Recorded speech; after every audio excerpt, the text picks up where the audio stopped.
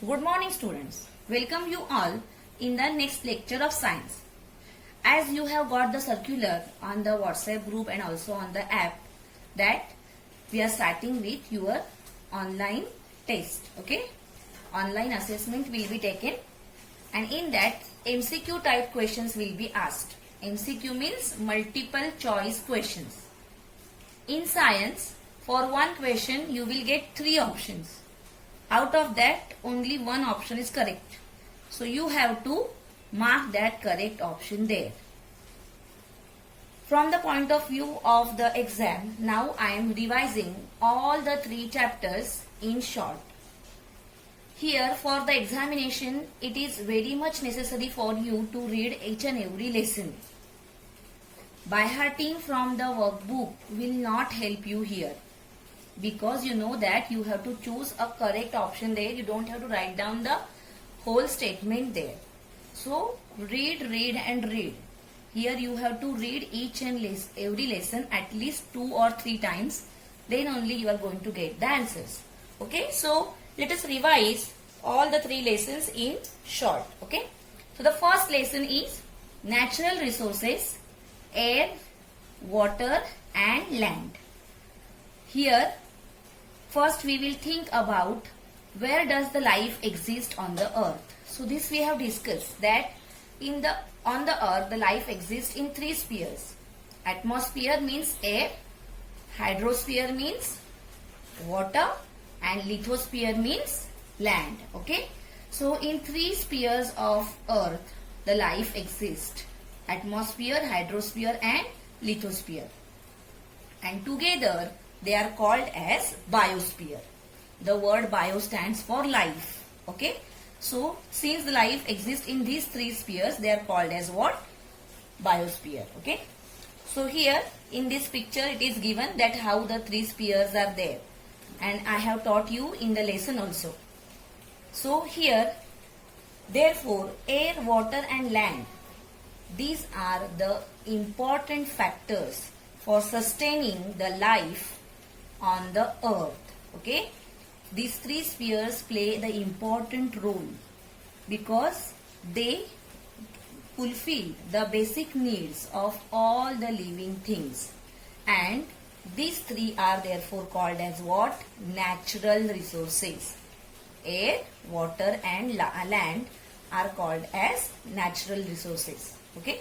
So we are going to study these resources in detail in this chapter. Okay. So here, first of all, let us see the distribution of land and water on the earth. So in this figure, you can see the proportion of land and water. The proportion of land is 29% and the proportion of water is 71%. Okay. So water is much more than as compared to the land. So this figure shows you the proportion of land and water. Here also you can see that the blue color part is water and the green color part is land. So the proportion of water is more as compared to the land. Let us go further. Then let us go towards the first natural resource, that is air. So air consists of different gases like nitrogen, oxygen, carbon dioxide, 6 inert gases, nitrogen dioxide, sulfur dioxide. It also consists of water vapors and dust particles. So air is a mixture of all these. Here you can see in the diagram how the constituents of air are shown or how the proportions of various gases in air. So here you can see all the proportions. So go through this. The highest proportion is 78% of nitrogen. Then it is oxygen, essential for living things, 21%. Argon is 0.9%. Carbon dioxide is 0.03%. And other gases, they are 0.07% or other constituents are 0.07%. So the major constituent here is nitrogen. That you can understand. Afterwards, in the next table, the uses of gases in the air are given. You have to study all these uses. Okay. So what nitrogen is used for, what oxygen is used for, what is argon used for, what is neon used for. So go through all these uses. Let us go further. Then the next topic is air pollution. Why does air pollution happen, and harmful substances which are released in air to the combustion of fuels. Whenever there is a combustion of fuels in industries or in explosions anywhere, these harmful gases, that is nitrogen dioxide, carbon monoxide, sulfur dioxide and soot. Soot means what? The black color particles coming out of the smoke. They are called as what? Soot. So all these harmful particles, they get mixed with the air, and because of that the air get polluted. Here one more constituent of air is important, that is ozone. Since we have the protective shell called as ozone layer above the earth, in the atmosphere of the earth, here we can get protected from the ultraviolet rays of the sun. See, this particular box is cancelled, so don't study it. Here, to know the importance or to understand the importance of ozone layer, 16th September is celebrated as Ozone Protection Day all over the world. So go through it. Next resource is water. After air, the next resource is water. Now you know that water is very much useful to us. We use water for many purposes like to bathe, brushing teeth, washing clothes and utensils, mopping the floor. The essential use is drinking, and for cooking we need water. So here if we make a list here, that approximate use in liters, you will find that we use too much of water in a one day. Okay. For example, for bath if you use 20 liters, for brushing teeth you are using 2 liters, and you can calculate here. So you can think that how much water we require in whole day. So from this we can understand the importance of water. It is impossible for us to spend a single day without a water. We need to drink 3 to 4 liters of water every day so that our body functions can function smoothly, okay, or they can run smoothly. So here you will think that 71% of earth is occupied by water. That means we have the ample amount of water. But it is not so. You will understand it soon. Okay. So here water is having utmost importance. When hydrogen gas burns in air, it combines with oxygen and water is formed. Water means H2O. H stands for hydrogen and O stands for oxygen. 2 atoms of hydrogen and 1 atom of oxygen, together it gives us water. Okay. So here when hydrogen is burned in air, it combines with oxygen and water is formed. Okay. So everywhere water exists. The blood of animals and the sap of plant contain the high proportion of water. So no living thing can survive without water. Therefore it is said that water is life. Okay. Now see, here the proportion of water is shown on the earth, that how the water is divided on the earth, and from that you will get the idea that how much less amount of water is available for us for drinking. So see this pie diagram, you can see most of the water, that is 97% of total water, is in seas and oceans. Then 2.7 water is underground. It's underground water, groundwater, or in the form of ice, or water in the other forms. So 97 plus 2.7 means 99.7% water is not available for us. So how much water is available for us for drinking, or how much fresh water is available for us? So you have to subtract that 99.7% from 100%. So what you will get? 0.3%. So think, even though so much of water is available on the earth, only out of that 0.3% water is fresh water, or that water only is available for drinking. That is why we should use water sparingly. We should use it very carefully. Okay? The cross part you have to ignore. Okay? Next, observe and discuss. Here it is given that how do the living things use water as we use. Okay, so other living things also, they need water. Okay, so here how water is created. Can we create water in laboratory? No, it is not possible for us to create the water. So here water cycle is present on the earth. What happens is water from the surface of the ground, it gets evaporated due to the heat of the sun, and because of the that clouds are formed, and from that again when the suitable conditions are there, it rains and again we get water on the earth. This is called as what? Water cycle. Okay, so because of water cycle, the water on the earth is regulated. Okay, you have learned water cycle in lower standards also. So what we have to keep in mind here is use water sparingly, block water, let it percolate, means what? Let it get sip inside the ground, store water whenever possible, reuse water whenever possible, and always keep in mind that don't throw away stored water, because the stored water does not become stale. Water never became stale. Okay, so even if we have stored water and we think that next day we have the fresh water, so we will throw out that stored water, but we should not do that, because water never becomes stale. So this way here water is an important resource. Then the next resource is land, lithosphere. So land is an important resource because all the living things, they spend most of the life, terrestrial animals including man, they live on the land. So here some animals, they dug burrows in the ground. Okay, some are like human beings, we build our houses. So for farming also we need land. So everywhere land is very, very useful. Forests also are grown on the land, and forests play the major role in the supply of oxygen. Even from the earth's crust we get minerals, we get crude oil, we get natural gas. So all these important things that we are getting from land, and therefore land is an important resource.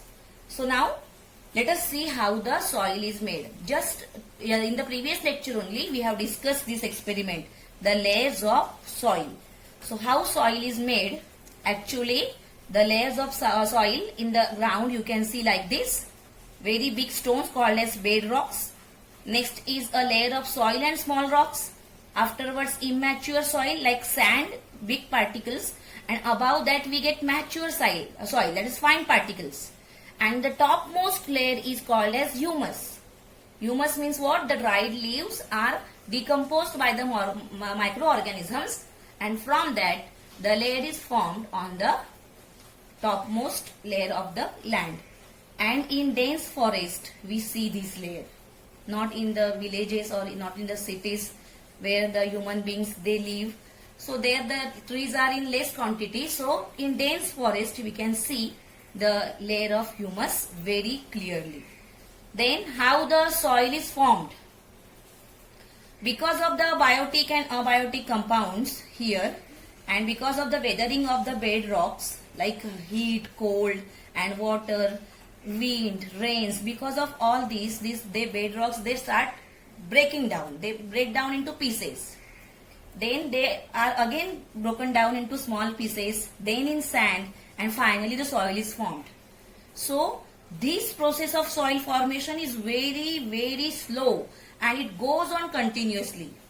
Here it takes about 1,000 years for a 2.5 centimeter thick layer of mature soil to be formed. So such a long duration it takes for the soil to be formed. So this is a slow and continuous process. So here from this what we understand is air, water and land, all three are the important resources of for the man. Here the for living things, whatever required, the important things, in what proportion they exist, it is given. The proportion of land is 29%, potable water or fresh water is 0.3%, and oxygen in air is 21%. Okay, so all these three are in small proportions. We have seen that, and if we don't use them sparingly, they will get exhaust. That is why we should use all these resources judiciously. And here we have to keep in mind that all these resources are meant for all other living things also, and not for just a mankind. So we have to use these resources sparingly. Okay, so this was first chapter. Second chapter now. The second chapter is the living world. Here in this chapter we are going to study about the characteristic of living things. So here let us go through all the characteristics of living things. The very first characteristic is growth. All the living things, they grow. So here in animals the growth is taking place for certain period of time, but plants, they grow as long as they live. Okay, this experiment we have discussed in the previous lecture only. Then we have seen that in plants also growth takes place, and but the growth is in different form. Like some plants, they give out branches, that is why they develop a canopy, but some plants, they don't give out the branches, that is why they grow very tall. Like take the example of banyan tree and coconut tree. Then what we have seen is food is necessary for the growth. For every living thing to grow, the intake of food is needed. Plants prepare their own food in the presence of sunlight with the help of carbon dioxide, water and nutrients, and the chlorophyll from the leaves. This is called as photosynthesis. Animals cannot prepare their own food. They depend on others for their food, and every animal is having different way of intaking the food. So intaking of food and the resultant growth is the important characteristic of living thing. The second characteristic is respiration. All the living things, they respire. That means what? They inhale oxygen and exhale carbon dioxide. This is called as what? Respiration.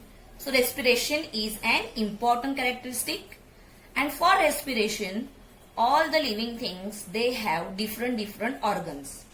Like fish, they have gills. Man is having a complete respiratory system. Leaves, they respire through the small pores called as stomata. So this way the second characteristic is respiration. Third is excretion. The waste substances created in the body, they are given out, and that process is called as what? Excretion.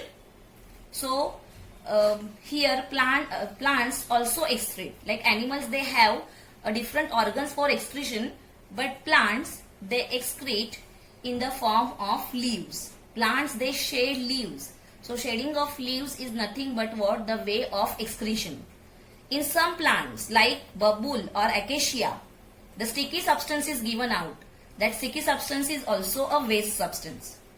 Also we have studied the experiment in the previous lecture that plants, they excrete in the form of water vapor. This is called as what? Transpiration. So excretion also is an important characteristic of living things. Then the next is responsiveness to stimuli and movement. Each and every living thing give the response to the stimulus and do the movement. Here there is a difference between the movement of plants and animals. Animals can move according to their wish anywhere. They can move according to their own accord. But it is not possible for plants to change their place. But they show the movement. We can see their movement. Like the branch of the tree or branch of the sapling always grow towards sunlight. Roots, they grow inside the ground in search of water. All these things are the examples of movement. When we touch the leaves of mimosa plant, they get folded. This is the example of responsiveness to stimuli. Correct? When we suddenly felt a pin prick. That time we take our hand backwards or we show some action. That is called as what? Responsiveness to stimulus. So this is the next characteristic. Responsiveness to stimuli is a characteristic of living things, and movement also is the characteristic of living things. The next characteristic is reproduction. Every living thing create or produced other living thing like itself. It is called as what? Reproduction. So here in animals, reproduction is done in two different ways. Some animals they lay eggs, some animals they give birth to their young ones.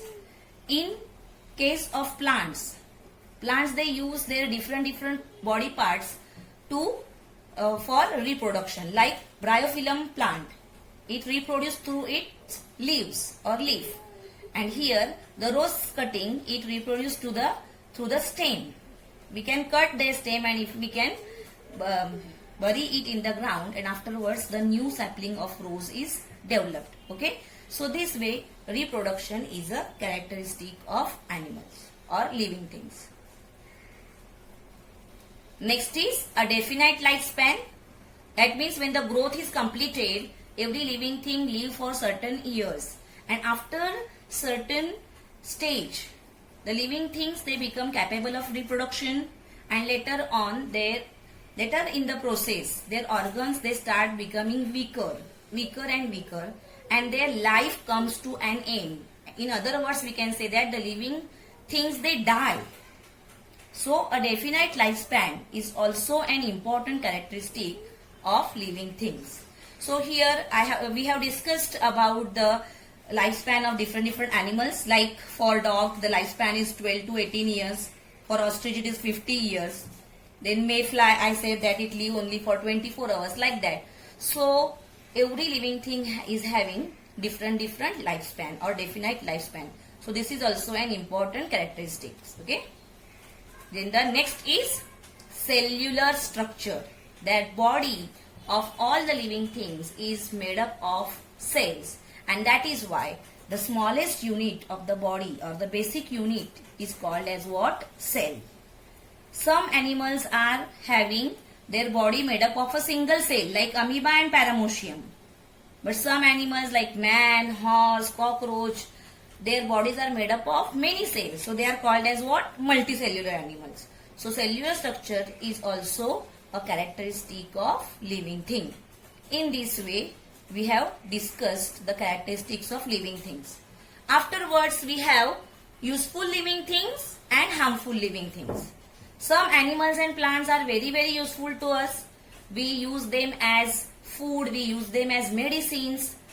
Animals also are useful to us. Dogs, cats, cow, buffaloes, we keep them for domestic uses.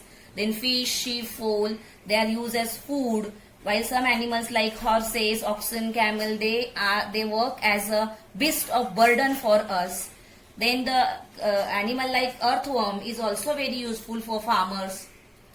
Similar way, some are harmful also. So here some animals like mouse, then spider, then scorpion, lizard, they are harmful animals. Then similarly the plants like datura, colocasia, these plants they are poisonous. Colocasia leaves they cause itching to our throat. Okay. Then the uncontrolled growth of the fungi and algae in water pollutes the water. So this way some living things they prove harmful to us. Okay.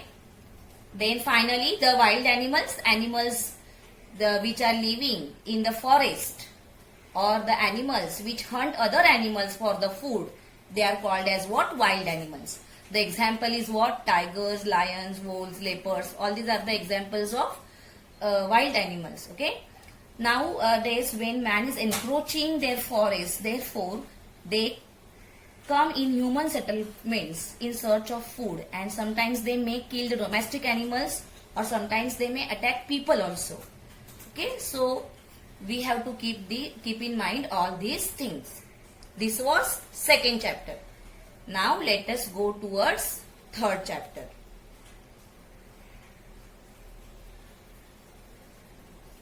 Third chapter is Diversity in living things and their classification. Diversity means variety. We have seen that there is a lot of variety in living things. Many different species, very different animals, many plants we can see on this earth or in the three spheres of the earth, that are what? Atmosphere, hydrosphere and lithosphere, together called as biosphere. But here what we find is all the animals and plants are not found everywhere. Okay, they are found in certain places only. Like in snow regions, different animals we can see. In our region, we can see different animals. Same for about the plants also. But still, these various type of living things, they can survive on the earth because they have the ability to adjust themselves to the conditions in the surroundings. Okay. So here what we have observed is all the plants and animals, they do not look alike. They look different. This picture gives you the idea. We can see the variety of plants here. So various types of plants are found on the earth. Okay. So some plants they grow very tall. Some plants they develop branches. And for example, if we think of the rice, for rice also we get different varieties. For wheat also we get different varieties. Roses also are of different kinds. Mangoes we get in different flavors. So here some plants they grow very tall, some plants they grow very short, their stems are weak, some are having very hard and thick stems. So all these is what? Variety in the plants. So here plants are called as producers of living world because they prepare their own food in sunlight.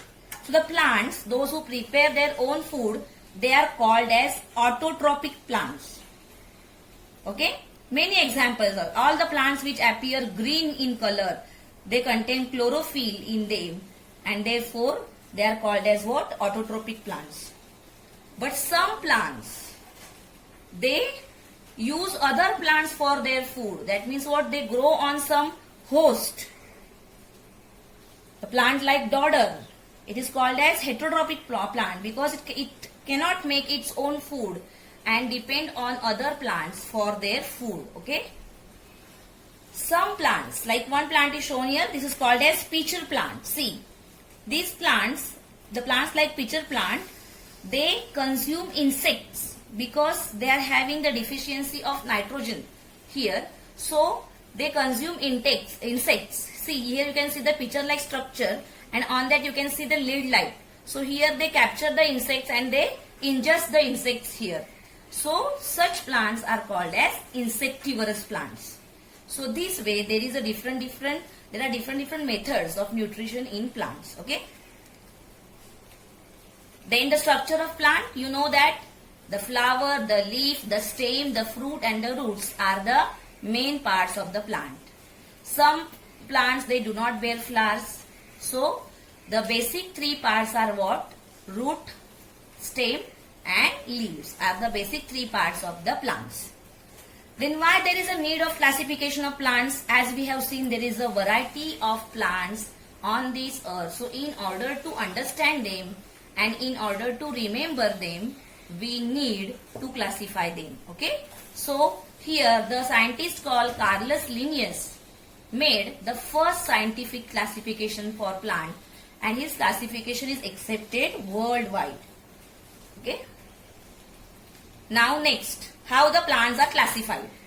So here different criteria are used to classify the plants. So first criteria used is depending on the height of their stem.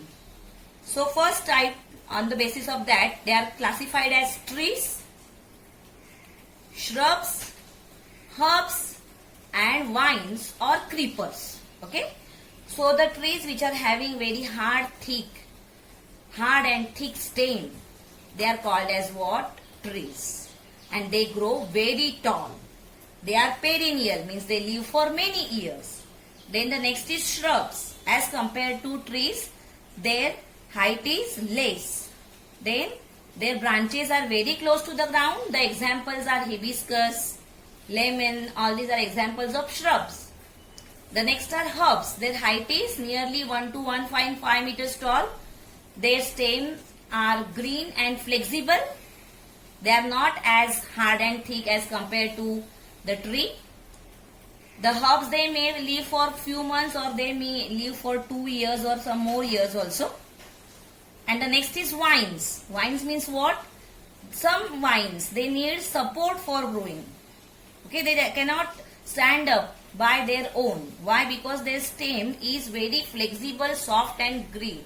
So when they get the support here, like it is shown here for grapevine, they grow rapidly with the help of support. But some vines or some creepers like watermelon, pumpkin, they spread rapidly on the ground. Okay. So the very first classification on the basis of stems is trees, shrubs, herbs and vines or creepers. The next is life cycle, means for how much time they live.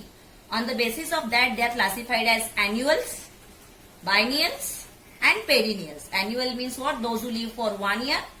Biennial means what? Those who live for 2 years. And perennial means what? Those who live for many years.